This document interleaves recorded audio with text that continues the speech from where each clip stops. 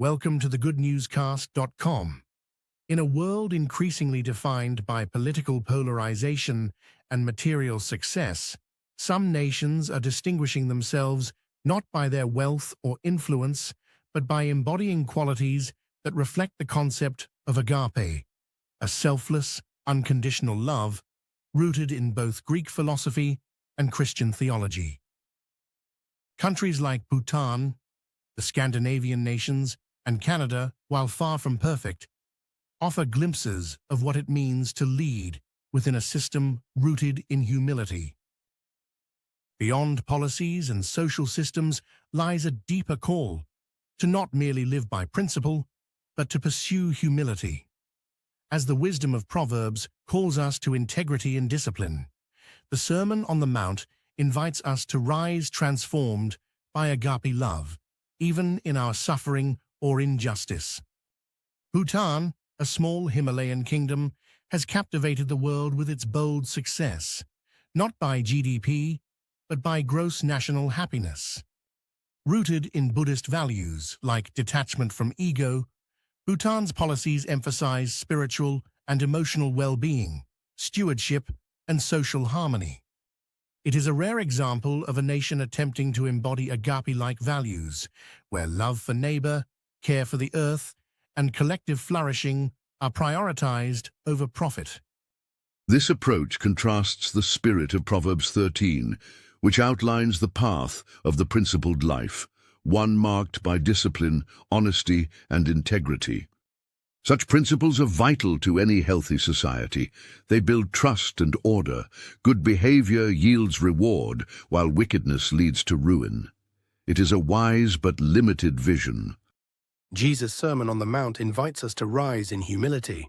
Unlike the principle-based model of Proverbs, Jesus blesses the poor in spirit, the meek, and the persecuted. His blessings are not just for the principled, but also for those under God's grace. Bhutan's national philosophy, though imperfect, nudges us toward this calling. It challenges us to ask not just what is legal or just, but what it means to be blessed. It is in this union of conscience and compassion, principle and blessedness, that the health of a nation is strengthened. In the Scandinavian countries, Sweden, Norway, Denmark, and Finland, compassion is not loudly proclaimed, but quietly built into the very structure of society. Through universal health care, education, parental leave, and social welfare, these nations reflect a collective commitment to care for the vulnerable and uphold equality as a basic right.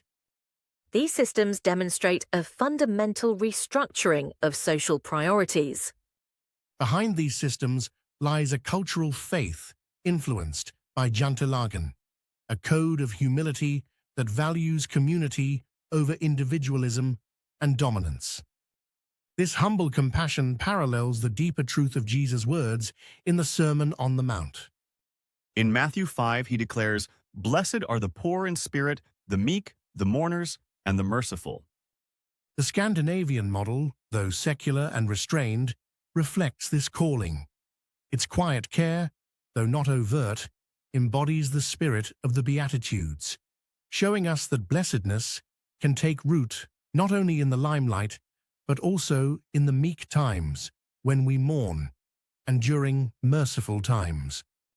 Canada, often symbolized by its reputation for politeness, offers a compelling modern vision of agape, where compassion is expressed not only through individual kindness, but through national policy. With its deep commitment to multiculturalism, Canada embraces diversity not as a problem to solve, but as a source of strength. Immigrants are welcomed, protected by robust anti-discrimination laws, and supported by integration programs, while Indigenous reconciliation remains rooted in its justice system. His vision of governance aligns closely with the biblical call to an important law, the law of love. Love does no wrong to a neighbor. Therefore, love is the fulfillment of the law. Legal systems ensure equal protections, but it is love that softens the heart of the system into holiness. The Book of Mormon echoes this faith, reminding us that to assist others is also to be a servant of God. From the mountains of Bhutan to the fjords of Scandinavia to the vast landscapes of Canada, we have witnessed something profound. These nations, each in their own way, have chosen to measure success not by wealth accumulated or influence wielded, but by love extended. They remind us that the path forward lies not in the pursuit of dominance, but in the embrace of humility. This is the vision that calls to us, a world where agape love provides the enduring foundation for true peace and lasting prosperity.